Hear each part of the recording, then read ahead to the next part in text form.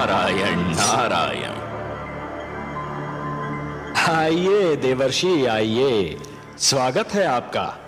बताइए, तो क्या आपकी कृपा दृष्टि हुई ध्रुव पर? क्या आपका मार्गदर्शन मिला उसे? ध्रुव का मार्गदर्शन आपने भी किसके पास भेज दिया था मुझे? वो बालक है ना, न जाने किस मिट्टी का बना हुआ है। देखने में तो छोटा सा है, परंतु संकल्प इतना दृढ़ कि बड़े बड़ों की बुद्धि चकरा जाए। इतनी छोटी सी आयु में इतनी महान अभिलाषा, और अब इस बात पर अड़ा हुआ है कि भगवान को स्वयं ही उसके पास आना पड़ेगा, और इसके लिए कुछ भी सहने को तैयार है। प्रभु, उसका मार्गदर्शन करते करते तो मैं अपना मार्ग भूलते भूलते बचा। उसे मेरे मार्गदर्शन की आवश्यकता नहीं लगती प्रभु। आप ठीक कह रहे हैं देवर्षि, आप ठीक कह रहे हैं। पतंगा जब दीपक पर अपना सर्वस्व न्योछावर करने की ठान लेता है, तो केवल एक ही वस्तु उसका मार्गदर्शन कर सकती है, दीपक की लौ और उस पर मर मिटने की इच्छा। फिर यही उद्देश्य उसका पूर्ण जीवन बन जाता है। ध्रुव के मन में जिस संकल्प ने जन्म लिया है देवर्षि, उस संकल्प की पूर्ति के लिए उसका मार्गदर्शन भी वही संकल्प करेगा। उस संकल्प के अतिरिक्त और कोई उसका मार्गदर्शन कर ही नहीं सकता। एक बात पूछने को मन कर रहा है जनार्दन। तो संकोच क्यों कर रहे हैं देवर्षि? पूछिए ना। हे विश्वेश्वर, जब ध्रुव के संकल्प से ही उसका मार्गदर्शन होना था, तो फिर उसके मार्गदर्शन के लिए आपने मुझे क्यों भेजा? यदि चंद्रमा उदित ही न हो देवर्षि, तो अंधियारी रात्रि के यात्री को कौन बताए कि उसकी यात्रा किस दिशा में होनी है? आपने चंद्रमा बनकर ध्रुव की आकांक्षा को दिशा दे दी देवर्षि। यह कोई साधारण और सरल कार्य नहीं था। मैं जानता था कि यह कार्य केवल आप ही कर सकते हैं देवर्षि, केवल आप, क्योंकि आप सृष्टि के सबसे श्रेष्ठ मार्गदर्शक हैं। जो आपने किया वो केवल उचित ही नहीं था, बल्कि सराहनीय भी था। आपकी सराहना के लिए बहुत बहुत धन्यवाद नारायण, किंतु माता लक्ष्मी कभी मुझे सराहें, लगता है ये मेरे भाग्य में नहीं लिखा है। मैं जानता हूं देवर्षि, आपने जो किया उससे माता लक्ष्मी यदि रुष्ट नहीं तो संतुष्ट भी नहीं है। यही कहना चाहते हैं ना आप? आपसे क्या छिपा है अंतर्यामी। हां, माता मुझसे अप्रसन्न है। वो विवश है देवर्षि, अपनी ममता के कारण विवश है वो। उनसे तो किसी की पीड़ा नहीं देखी जाती, और फिर यह पीड़ा तो उसकी है जिसे उन्होंने स्वयं अपना पुत्र मान लिया है। इसलिए आप पर थोड़ा सा क्रोधित हो गई थी, और फिर क्रोध का प्रदर्शन भी तो अपनों से ही किया जाता है ना देवर्षि। आपको अपना समझती हैं, आप पर कृपालु हैं, इसलिए कभी कभी आप पर अपने क्रोध के पुष्प भी बरसाती रहती हैं। आपको भी तो आनंद मिलता है इससे। आपने मेरे मन की बात कह दी प्रभु। सच पूछिए तो माता के मुख से यदि कटुवचन भी निकले तो उनसे मधु की बूंदें टपकती दीख पड़ती हैं। किंतु माता अभी देवलोक लौटी नहीं क्या? ममता चिंता का दूसरा नाम है। आपने तो ध्रुव को भेज दिया वन में, अब माता का मन तड़प उठा कि कहीं वन के पशु उसे कोई हानि न पहुंचा दे। इस समय वो ध्रुव की रक्षा का प्रबंध करने शिव भार्या पार्वती से मिलने कैलाश पर्वत गई है। ओम नमो भगवते वासुदेवाय, ओम नमो भगवते वासुदेवाय, ओम नमो भगवते वासुदेवाय, ओम नमो भगवते वासुदेवाय, ओम नमो भगवते वासुदेवाय, ओम नमो भगवते वासुदेवाय।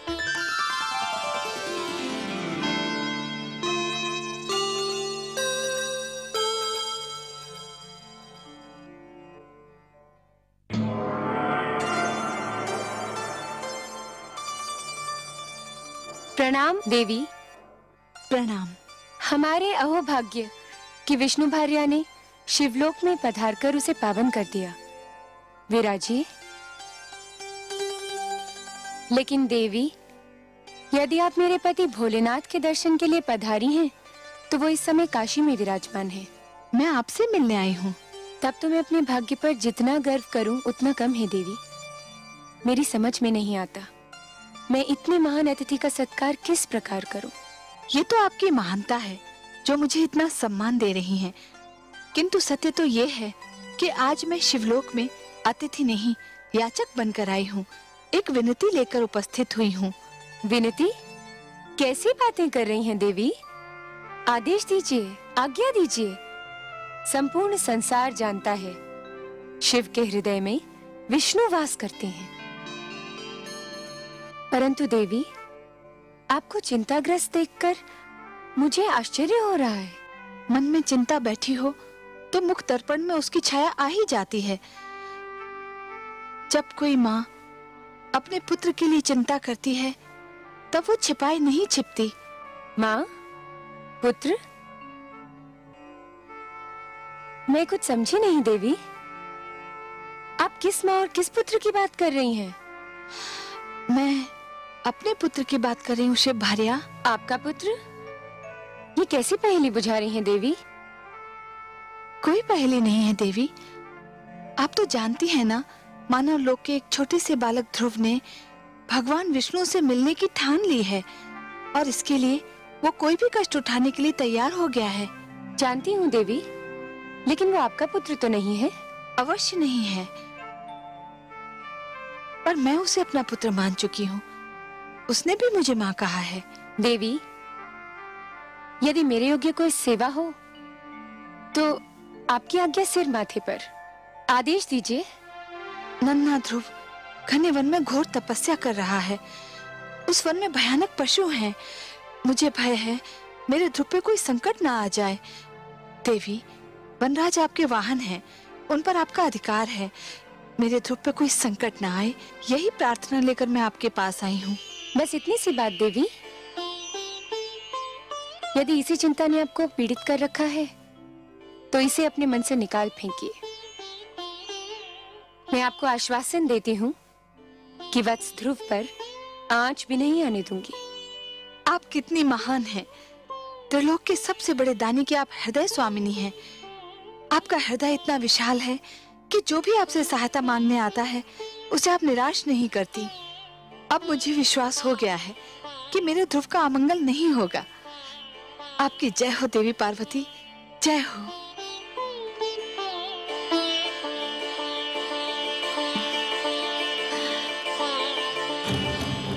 भगवते वासुदेवाय। ओम नमो भगवते वासुदेवाय। ओम नमो भगवते वासुदेवाय। ओम नमो भगवते वासुदेवाय। ओम नमो भगवते वासुदेवाय। ओम नमो भगवते वासुदेवाय। ओम नमो भगवते वासुदेवाय। ओम नमो भगवते वासुदेवाय। ओम नमो भगवते वासुदेवाय। ओम नमो भगवते वासुदेवाय। ओम नमो भगवते वासुदेवाय। ओम नमो भगवते वासुदेवाय। ओम नमो भगवते वासुदेवाय। ओम नमो भगवते वासुदेवाय। ओम नमो भगवते वासुदेवाय। ओम नमो भगवते वासुदेवाय। ओम नमो भगवते वासुदेवाय। ओम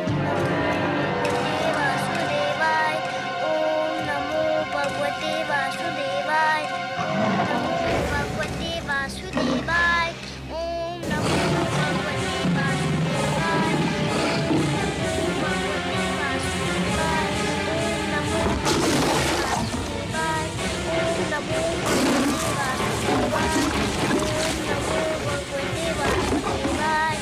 ओम नमो भगवते वासुदेवाय।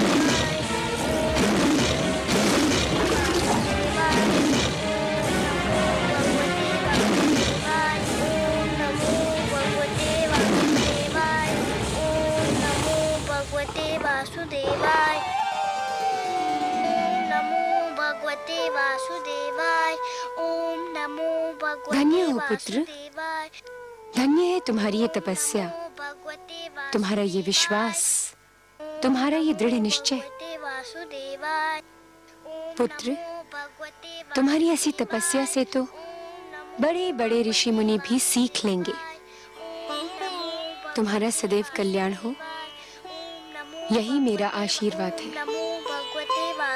वासुदेवाय। ओम नमो भगवते तुम्हें सदैव सफलता मिले पुत्र, ओम नमो यही मेरी कामना है। वासुदेवाय। ओम नमो भगवते सिंहराज, तुम यहीं ठहरोगे, पुत्र ध्रुव पर कोई संकट न आने पाए। ओम नमो भगवते वासुदेवाय। ओम नमो भगवते वासुदेवाय। नमो भगवते वासुदेवाय।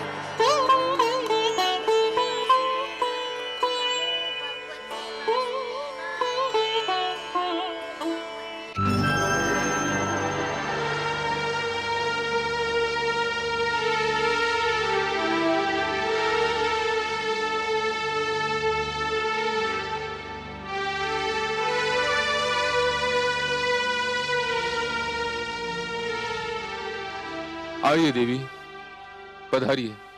कहिए कैसा रहा आपका ध्रुव अभियान? आपकी कृपा से भोलेनाथ, ध्रुव को कोई हानि नहीं पहुंची। वो बाल बाल बच गया। मैं सही समय पर वहां पहुंच गई थी। परंतु देव, मेरे आश्चर्य की सीमा ही नहीं रही ये देखकर कि बालक ध्रुव ने इतना सब कुछ हो जाने के पश्चात भी आंख तक नहीं खोली, जैसे कि उसे ज्ञान ही न हो कि वो किन संकटों में घिरा हुआ है। वातावरण से अनजान वो बालक आंखें मूंदे दृढ़ संकल्प के साथ मंत्र जाप करता रहा। इसमें आश्चर्य की क्या बात है देवी? ध्रुव का तो अर्थ ही होता है अटल और दृढ़ निश्चय। जो अटल है वो ध्रुव है, जिसे कोई अपने स्थान से डिगा नहीं सकता, वही ध्रुव है। कितने भाग्यशाली होंगे वो माता पिता देव जिनका वो पुत्र है। देवी, भाग्य की परिभाषा सभी अपने अपने ढंग से और अपनी अपनी स्थिति के अनुसार करते हैं। बालक ध्रुव के माता पिता अवश्य भाग्यशाली हैं, किंतु यह सत्य अभी तक उन पर विदित नहीं हुआ है। वे स्वयं को इसलिए अभागे समझ रहे हैं क्योंकि उनका पुत्र, उनकी आंखों का तारा उनकी आंखों से ओझल हो गया है। तनिक देखिए तो क्या दशा हो रही है उन बेचारों की।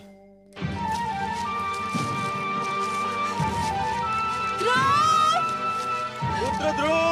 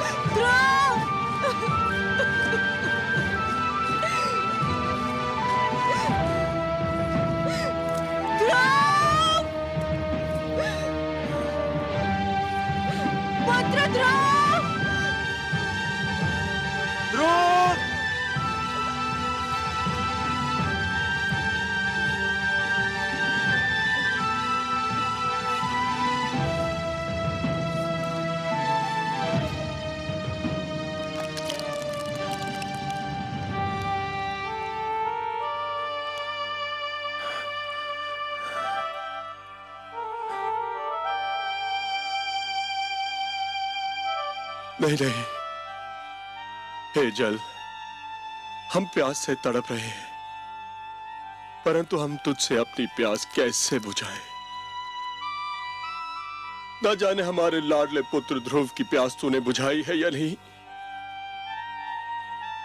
कहीं ऐसा ना हो कि हम तुझसे अपनी प्यास बुझा लें और हमारा पुत्र तेरी एक एक बूंद को तरसता रहे। नहीं, हम अपनी प्यास बुझाकर ऐसा पाप नहीं कर सकते, नहीं कर सकते, नहीं कर सकते।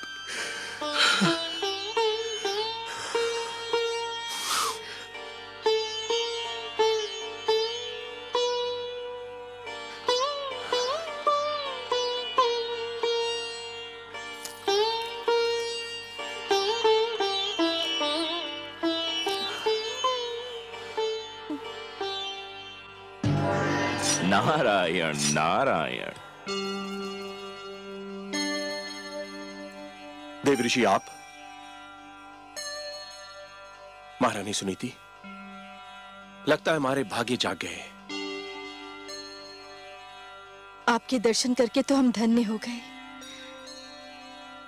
न जाने कब से हमारी आंखें आपके दर्शनों की प्यासी थी। आंखों की प्यास यदि बुझ गई हो तो अब आप जल से अपनी प्यास बुझाएं। जल ग्रहण कीजिए राजन, आप भी, और महारानी सुनीति आप भी। कैसे ग्रहण करें? जब से हमारा पुत्र राजमहल छोड़ के गया है, भूख प्यास सब मिट गई हमारी। न जाने कहाँ होगा, कैसा होगा,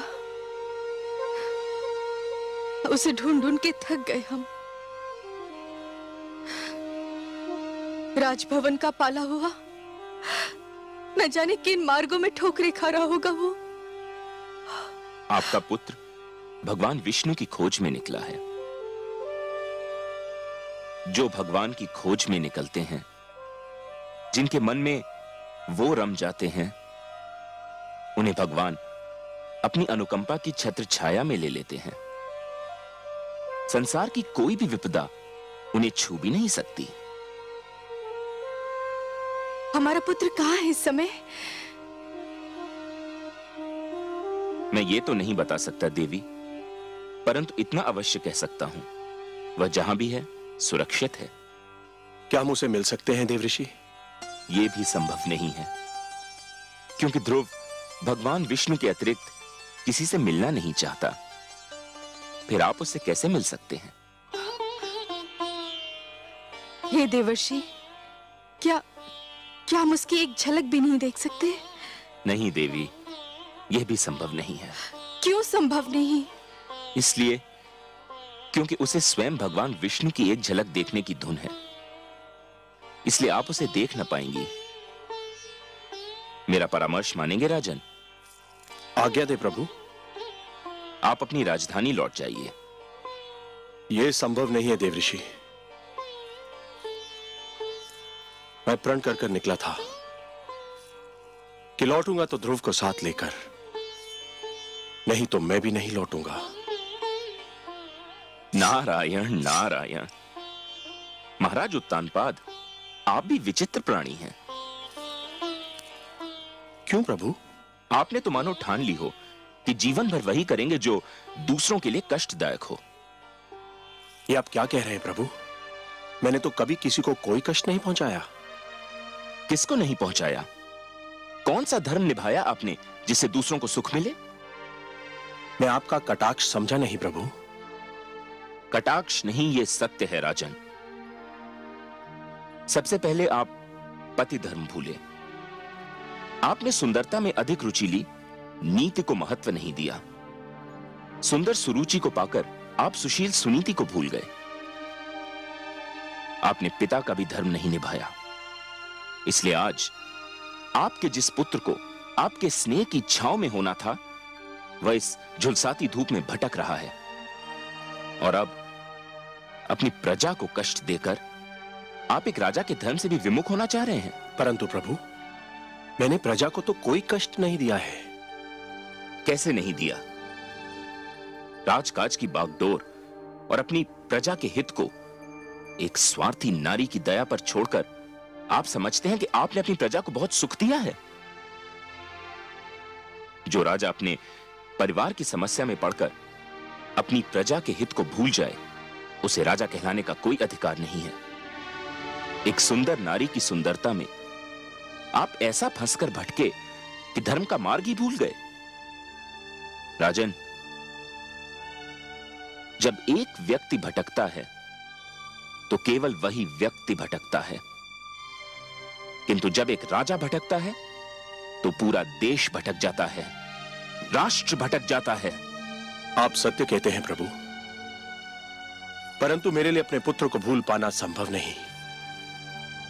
मैं राजा अवश्य हूं, पर पिता भी तो हूं। यही तो वो सत्य है राजन, जो एक साधारण व्यक्ति से राजा की और एक राजा से साधारण व्यक्ति की पहचान अलग करता है। एक साधारण व्यक्ति के लिए उसका परिवार ही उसका संसार है, किंतु एक राजा के लिए उसकी प्रजा ही उसका परिवार है। और आप अपने परिवार को भूल गए हैं।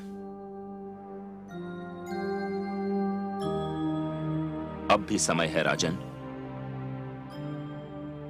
अपनी भूल का प्रायश्चित कर लीजिए, घर लौट जाइए।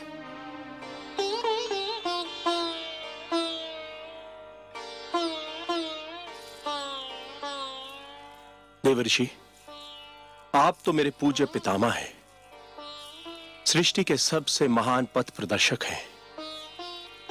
आपने तो सदैव ही भटकों को मार्ग दिखाया है। आपने मुझे भी धर्म का मार्ग दिखाया है। मुझे मेरी भूल बताकर आपने बड़ा उपकार किया है। प्रणाम है आपको, बारंबार प्रणाम है। आपकी आज्ञा शरोधार्य करके मैं अपने परिवार, अपनी प्रजा के पास वापस लौटता हूं।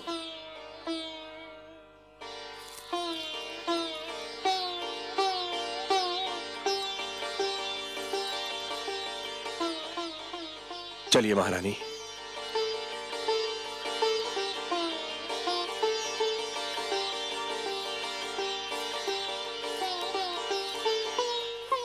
चलो, माता पिता को तो सद्बुद्धि मिल गई। अब देखें ध्रुव की स्थिति क्या है। नारायण नारायण। ओम नमो भगवते वासुदेवाय। ओम नमो भगवते वासुदेवाय। ओम नमो भगवते वासुदेवाय। ओम नमो भगवते वासुदेवाय। ओम नमो भगवते वासुदेवाय। ओम नमो भगवते वासुदेवाय। ओम नमो भगवते वासुदेवाय। ओम नमो भगवते वासुदेवाय। ओम नमो भगवते वासुदेवाय। ओम नमो भगवते वासुदेवाय। ओम नमो भगवते वासुदेवाय। ओम नमो भगवते वासुदेवाय। ओम नमो भगवते नारायण नारायण। गुरुदेव, भगवान विष्णु अब तक नहीं आए। आपने तो कहा था कि इस मंत्र का जाप करोगे तो भगवान विष्णु अवश्य आ जाएंगे। वे तो अब तक नहीं आए। पुत्र, इतना सरल समझ लिया है भगवान विष्णु का इस धरती पर आना? बड़े बड़े ऋषि मुनियों ने तो अपना सारा जीवन इसी तपस्या में लगा दिया, किंतु कुछ ही के भाग्य में भगवान विष्णु के दर्शन लिखे थे। तुम्हारी तपस्या तो अभी प्रारंभ हुई है। मुझे और कितनी तपस्या करनी होगी उनके दर्शन पाने के लिए? वत्स, फल अपने निर्धारित समय पर ही पकता है। कली भी निर्धारित समय पर ही फूल बनती है। सूर्य, चंद्रमा, प्रभात, संध्या, ये सब एक क्रम चक्र से बंधे हैं। इनका उदय होना, अस्त होना, आना जाना, ये सब निर्धारित समय से ही होता है। तुम्हारी तपस्या सफल होने का समय भी अवश्य आएगा पुत्र, पर तुम तो अभी से घबरा गए। घबराया नहीं गुरुदेव, पर कहीं मेरी तपस्या में कोई कमी तो नहीं रह गई जो भगवान विष्णु अभी तक मेरे पास नहीं आए? तुम्हारी बात में तथ्य है पुत्र। तुमने मुझे सोचने पर विवश कर दिया है, क्योंकि ये तो सत्य है कि मेरे नारायण उन्हीं से प्रसन्न होते हैं जिनके मन में उनके अतिरिक्त किसी का ध्यान न हो, जिनके नेत्रों में उनके अतिरिक्त किसी की छवि न हो, जो उनके दर्शन के अतिरिक्त कोई अभिलाषा न रखते हों, जो सारी कामनाओं का, सारे बंधनों का त्याग कर चुके हों, जो पूर्ण रूप से समर्पित हों। आप ही तो मेरे गुरु हैं, आप ही तो मेरे मार्गदर्शक हैं। आप भी बता सकते हैं कि मैं और क्या करूं जो भगवान विष्णु मेरे पास आ जाए? कुछ पाने के लिए कुछ छोड़ना पड़ता है वत्स, यही विधि का नियम है। मुझे क्या छोड़ना होगा गुरुदेव? तुम बहुत बड़ी वस्तु पाना चाहते हो, अतएव तुमको बहुत बड़ी वस्तु छोड़नी पड़ेगी। आप उस वस्तु का नाम बताइए, मैं उसे छोड़ दूंगा। खाना छोड़ सकते हो? हाँ, छोड़ दूंगा। तब तो भगवान विष्णु मेरे पास आ जाएंगे ना? अवश्य आएंगे, अवश्य आएंगे पुत्र। कोई कितना भी आग्रह करे, कितना भी विवश करे, बस तुम खाने को हाथ मत लगाना। फिर देखो कितना शीघ्र भगवान का मन पिघलता है। अच्छा, तुम अपने मंत्र का जाप आरंभ करो, मैं चला, मुझे कुछ और कार्य याद आ गया है। ओम नमो भगवते वासुदेवाय। ओम नमो भगवते वासुदेवाय। ओम नमो वासुदेवाय। ओम नमो भगवते वासुदेवाय। ओम नमो भगवते वासुदेवाय। आंखें खोलो पुत्र, लो तुम्हारे लिए फल लाई हूँ। मैं नहीं खाऊंगा माते। क्यों, क्या भूख नहीं लगी? लगी है पर मैं कुछ नहीं खाऊंगा। पर क्यों नहीं खाओगे? मेरे गुरु का यही आदेश है। आदेश? क्या आदेश है? क्या कहा देवर्षि ने तुम्हें? उन्होंने कहा है कि यदि मैं खाना छोड़ दूं तो भगवान विष्णु शीघ्र मेरे पास आ जाएंगे। पुत्र तुम अभी बहुत छोटे हो, खाओगे नहीं तो रहोगे कैसे? भूख तुमसे सहन नहीं होगी। मैं सहन करूंगा, सब कुछ सहन लूंगा, भूखा नहीं रहूंगा, पर जब तक भगवान विष्णु मेरे पास नहीं आ जाते मैं कुछ नहीं खाऊंगा। ओम नमो भगवते वासुदेवाय। ओम नमो भगवते वासुदेवाय। ओम नमो भगवते वासुदेवाय। ओम नमो भगवते वासुदेवाय। ओम नमो भगवते वासुदेवाय। ओम नमो भगवते वासुदेवाय। ओम नमो भगवते वासुदेवाय।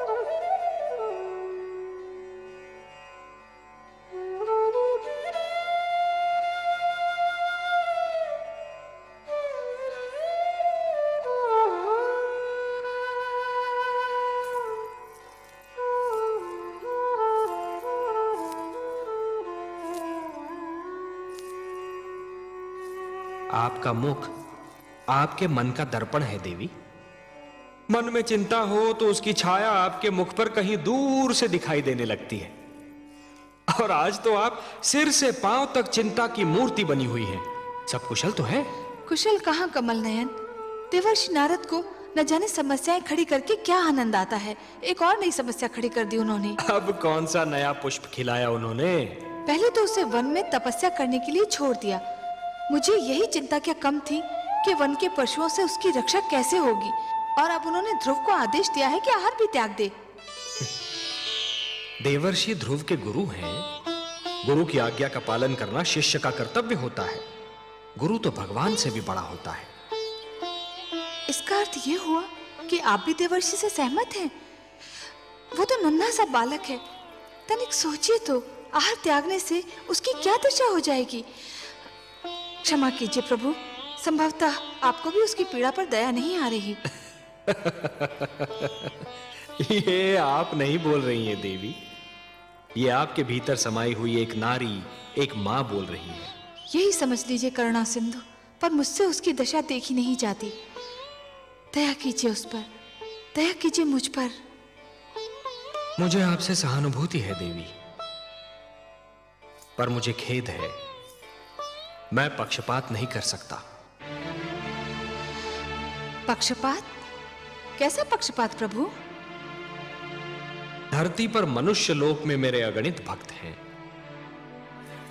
माना कि ध्रुव सर्वस्व त्याग कर मेरा दर्शनाभिलाषी है देवी, परंतु जो मेरे साधारण भक्त हैं उनका भी तो मुझ पर अधिकार है।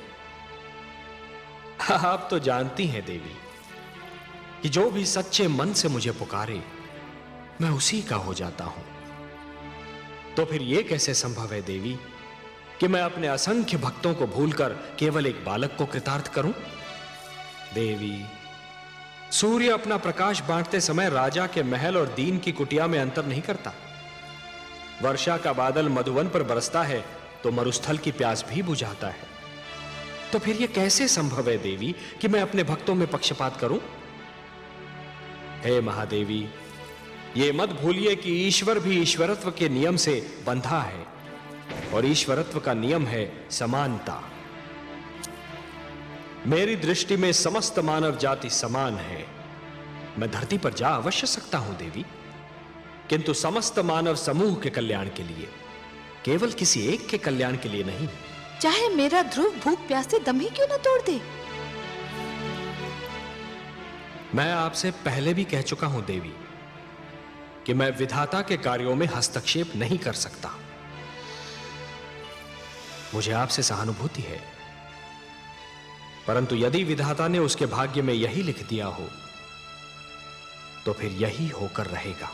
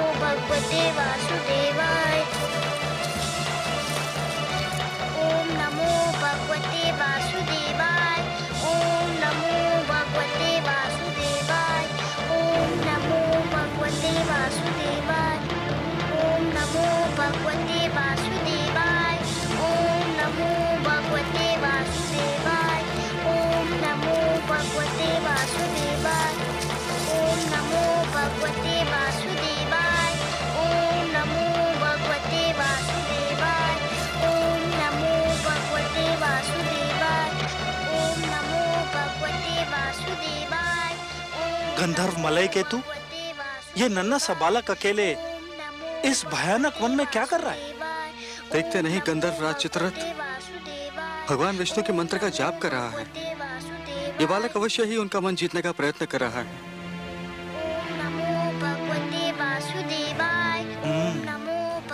ये तो चिंता का विषय है गंधर्व राज। है तो सही, कहीं इसकी तपस्या हमारे स्वर्ग के स्वामी के लिए कोई संकट ना खड़ा कर दे।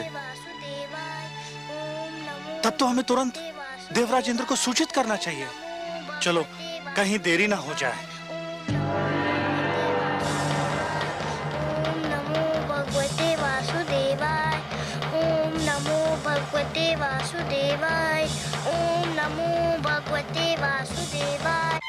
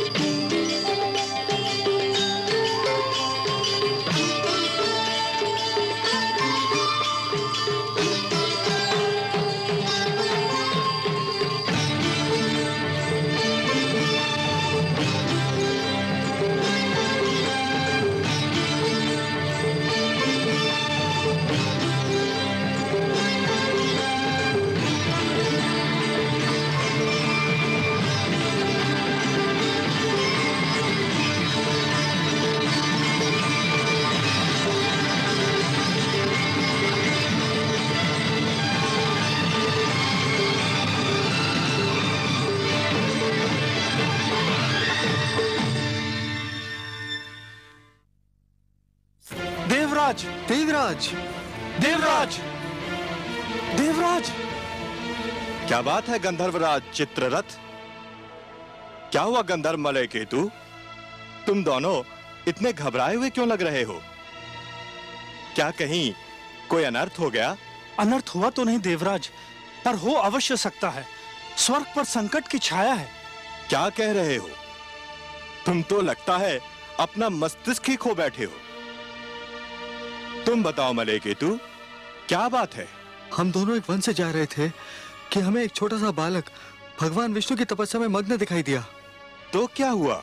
उसके सामने फलों से भरी थाली रखी हुई थी। सारे फल सूख चुके थे। इसका अर्थ यह हुआ कि उसने आहार भी त्याग दिया है। बड़ी कठिन तपस्या लग रही थी उसकी। एक बालक क्या और उसकी तपस्या क्या गंधर्वराज? हमें इससे क्या भय? हमारे मन में उसे तपस्या करते देखकर ये भय समा गया कि कहीं वो भगवान विष्णु से इंद्रासन ना मांग ले। मेरा आसन? ये क्या कह रहे हो? गंधर्व मलय केतु सत्य कह रहे हैं देवराज। धरती लोक के वासियों की दृष्टि सदैव इंद्रासन पर लगी रहती है। इंद्रासन इतना महान है कि हर कोई उसे लेना चाहता है। स्वर्ग को कौन नहीं जीतना चाहता देवराज? तुम दोनों ने तो मुझे चिंता में डाल दिया। नारायण नारायण।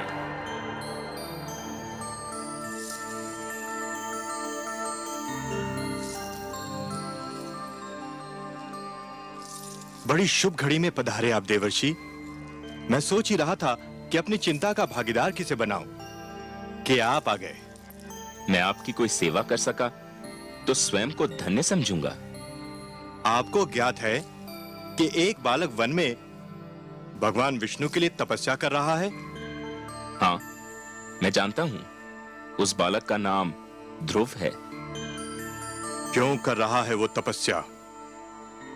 बड़ा विचित्र प्रश्न है देवराज। क्या आप किसी को तपस्या करने का भी अधिकार नहीं? परंतु उसकी तपस्या का कोई तो उद्देश्य होगा। तपस्या, साधना, भक्ति और आराधना ये व्यक्तिगत कार्य हैं देवराज। जो जिसकी पूजा करता है वही उसका उद्देश्य समझता है। आराधक और आराध्य के बीच आने का किसी को भी अधिकार नहीं। मुझे इतना भोला न समझिए देवर्षि। धरती के वासी स्वार्थ के बिना ईश्वर की पूजा भी नहीं करते। इस बालक का भी अवश्य ही कोई स्वार्थ है। मानता हूं देवराज, आप सत्य कह रहे हैं, किंतु ध्रुव के विषय में कहना उचित न होगा। क्यों? मानव लोक के वासियों के मन में साधारणतया दो ही प्रलोभन होते हैं।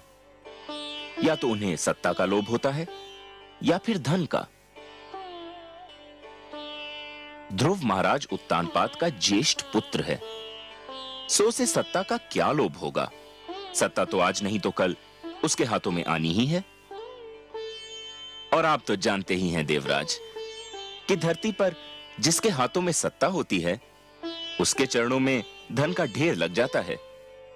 सो ध्रुव को धन का भी लोभ नहीं हो सकता। हमारे गंधर्व तो कुछ और ही सोचते हैं। क्या सोचते हैं आपके गंधर्व? इनका विचार है, और हमारे विचार में इनका विचार कुछ अनुचित भी नहीं, कि ध्रुव भगवान विष्णु से वरदान में हमारा सिंहासन मांगने वाला है। नारायण नारायण। देवराज, धरती पर कई बार प्रलय आई और फिर सृष्टि की रचना भी हुई। युग बदले, शताब्दियां बदली, कल्प बदले, मनवंतर बदले, पर नहीं बदले तो आप। उधर क्षण भर को किसी ने साधना में आंख क्या बंद कर ली, इधर आपका सिंहासन डोल गया। विश्वास कीजिए देवराज, ध्रुव का ऐसा कोई उद्देश्य नहीं है।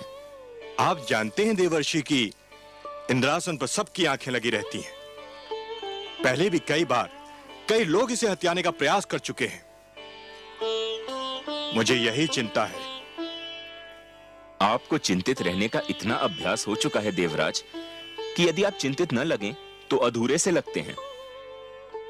ध्रुव की दृष्टि में इंद्रासन तुच्छ है। उसकी दृष्टि तो कहीं और ऊंचाई पर लगी हुई है। परंतु आप चाहते क्या हैं देवराज? मैं चाहता हूं कि उसकी तपस्या में बाधा पड़ जाए, उसकी साधना टूट जाए। आप अपनी इच्छा के स्वामी हैं देवराज, किंतु इतना जान लीजिए कि ध्रुव के मन में जो सूर्य उदय हो चुका है उसे विरोध की कोई भी घटा ढांप नहीं सकती। उसके जीवन में जिस सुगंध ने जन्म ले लिया है उसे कोई भी दीवार रोक नहीं सकती। मैं रोकूंगा उसे, आप देखते जाइए। अवश्य दिखाइए। मुझे तो यूं भी आपकी लीला देखने में बड़ा आनंद आता है। नारायण नारायण। रक्षिता, आज्ञा देवराज। रक्षिता, तुम्हें अभी इसी समय धरती पर जाना है, उस वन में जाना है जहां एक नन्हा बालक ध्रुव भगवान विष्णु के लिए तपस्या कर रहा है। तुम्हें उसकी तपस्या भंग करनी है। जो आज्ञा देवराज। उसकी तपस्या भंग करने का ढंग मैं बताता हूं तुम्हें। ध्यान से सुनो। ओम नमो भगवते वासुदेवाय। ओम नमो भगवते वासुदेवाय। ओम नमो भगवते वासुदेवाय। ओम नमो भगवते वासुदेवाय। ओम नमो भगवते वासुदेवाय। ओम नमो भगवते वासुदेवाय। ओम नमो भगवते वासुदेवाय। ओम नमो भगवते वासुदेवाय। ओम नमो भगवते वासुदेवाय। ओम नमो भगवते वासुदेवाय। ध्रुव, ओम नमो भगवते मेरे पुत्र, तू यहाँ है और मैं तेरी खोज में न जाने कहाँ भटक रही थी। भगवते वासुदेवाय। आंखें तो खोल मेरे राज दुलारे। देख, देख मैं तेरे सामने खड़ी हूँ। देख तेरे वियोग में मेरी क्या दशा हो गई। ओम नमो भगवते वासुदेवाय। ओम नमो भगवते वासुदेवाय। अरे, तू तो मेरी बात ही नहीं सुनता। भगवते वासुदेवाय। पहले मेरी एक पुकार पर मेरे पास दौड़ा चला आता था, मेरी बाहों में समा जाता था।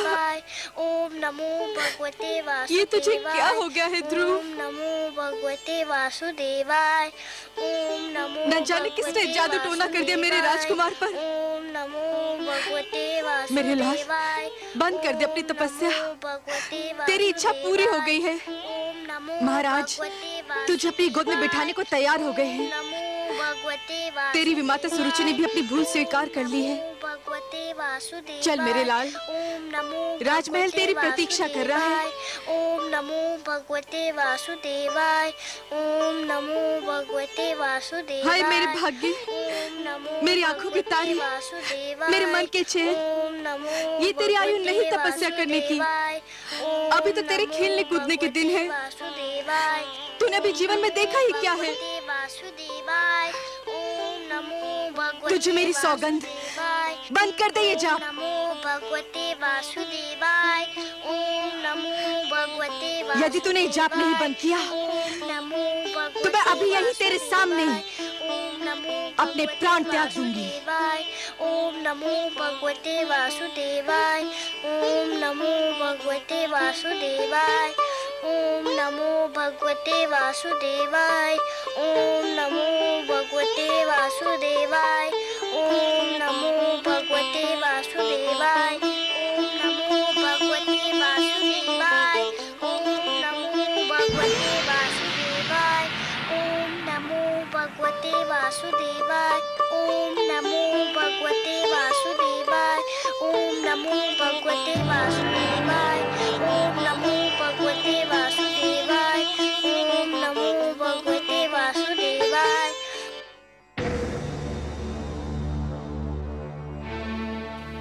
तुमने खाना छोड़ दिया है। यदि पानी पीना भी छोड़ दो तो भगवान विष्णु और भी शीघ्र तुमसे मिलने आ जाएंगे। ओम नमो भगवते वासुदेवाय। ओम नमो भगवते वासुदेवाय।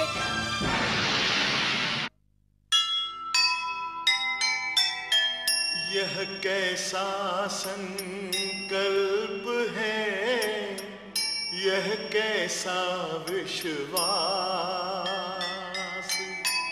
सब संकट सहती गई, प्रभु दर्शन की आस। देवलोक में मच गया भीषण हाहाकार। डिगा नहीं ध्रुव का हृदय, देव गए सब हार, देव गए सब हार।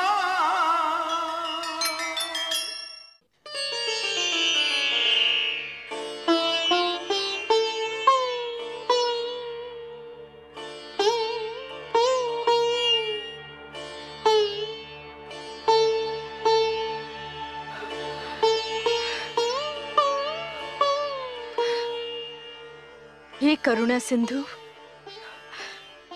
हे प्रभु, न जाने क्यों मेरा मन कांप रहा है। कोई डरावना भय मेरे मन को व्याकुल कर रहा है। कहीं मेरे पुत्र के प्राण संकट में तो नहीं? हे दया सागर, इस दुखियारी माता पर दया करो। मेरे पुत्र की रक्षा करो प्रभु, मेरे पुत्र की रक्षा करो प्रभु, मेरे पुत्र की रक्षा करो।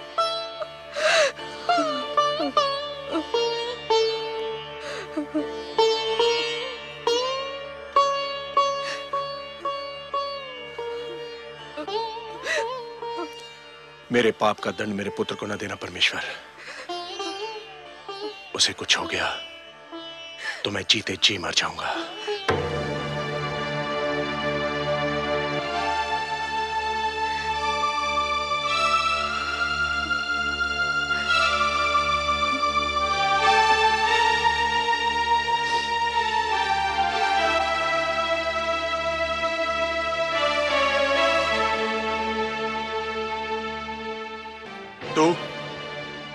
तू क्या करने आई है यहां?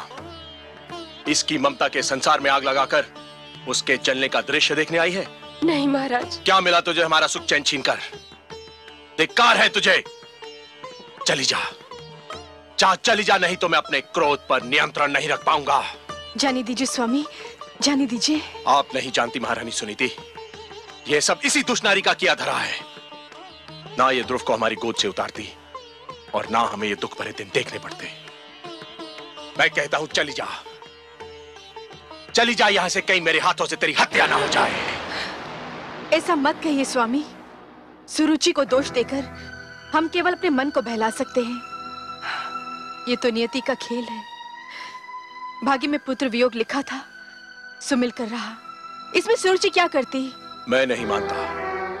भूल हम करते हैं और दोष हम भाग्य को देते हैं। ध्रुव सदैव इसकी आंखों में कांटे की तरह खड़कता रहा। इसी के कारण हमारा पुत्र राजमहल छोड़कर चला गया। मैं जानता हूं इसे। ये बड़ी अभिमानी है, बड़ी निर्दयी है ये। इसकी महत्वाकांक्षाओं का भी कोई अंत नहीं और इसे किसी के दुख का भी कोई ध्यान नहीं। मैं तो कहता हूं कि यदि इसका उत्तम कहीं चला जाता तो इसे पता चलता कि पुत्र वियोग क्या होता है। ये आप क्या कह रहे हैं स्वामी? दुखी होने का अर्थ ये नहीं कि कोई अपना विवेक ही खो दे। भगवान ना करे हमारा उत्तम कहीं चला जाए। वही तो इस राजभवन का कुलदीपक है। हमारा एक पुत्र तो न जाने कहां भटक रहा है। आप चाहते हैं कि हमारा दूसरा पुत्र भी हमसे दूर हो जाए? उत्तम केवल सुरुचि का ही पुत्र तो नहीं, वो मुझे भी माता कहकर पुकारता है। आप नहीं जानते, जब मुझे माता कहकर पुकारता है ना, तो घड़ी भर को मैं ये भी भूल जाती हूँ कि मेरा ध्रुव मेरे पास नहीं है।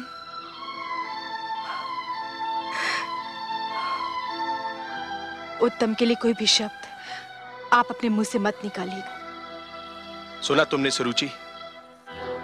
सुनी तुमने इस दुखियारी मां की बातें? ऐसी होती है ममता, इसे कहते हैं माता। तुमने इसके पुत्र के विरुद्ध क्या कुछ नहीं किया, पर यह तुम्हारे पुत्र के विरुद्ध कुछ भी बुरा सुनने को तैयार नहीं है। तुम इसे दुख देकर कितनी प्रसन्न थी, और ये तो इस विचार से दुखी है कि कहीं तुम्हें कोई दुख न पहुंचे। कितनी महान है ये, और तुम कितनी छोटी हो तुम।